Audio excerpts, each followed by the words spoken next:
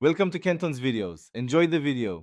In this video, I will explain how to remove your Toyota Prius stereo. First, let's gather our essential tools. You'll need a set of plastic trim removal tools to prevent scratching your dashboard, along with a standard Phillips head screwdriver. Having a small container or magnetic tray nearby is also incredibly helpful for keeping track of all the screws you'll be removing.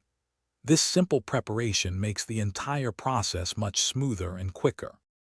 Now, let's begin by carefully removing the trim panels. Start with the lower dash trim panel, which is usually located just beneath your stereo unit. Use your plastic trim tools to gently pry it away, releasing the clips.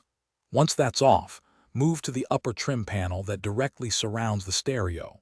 Take your time and apply even pressure to avoid breaking any of the delicate plastic clips. Patience here is key for a clean removal.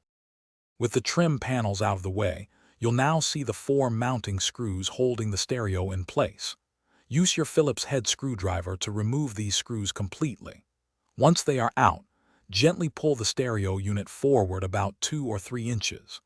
This will give you enough space to reach behind and disconnect all the electrical wiring harnesses and the antenna cable. Make sure each connector is fully disengaged before proceeding.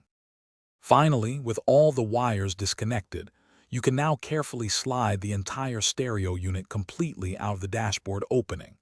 Take care not to scratch any surrounding surfaces. A helpful tip for reinstallation, or if you're just replacing the unit, is to label your wires before disconnecting them. This ensures a smooth and correct reconnection. Remember to test your new stereo thoroughly before fully reassembling the dash panels. Thanks for watching. Consider subscribing if we helped you.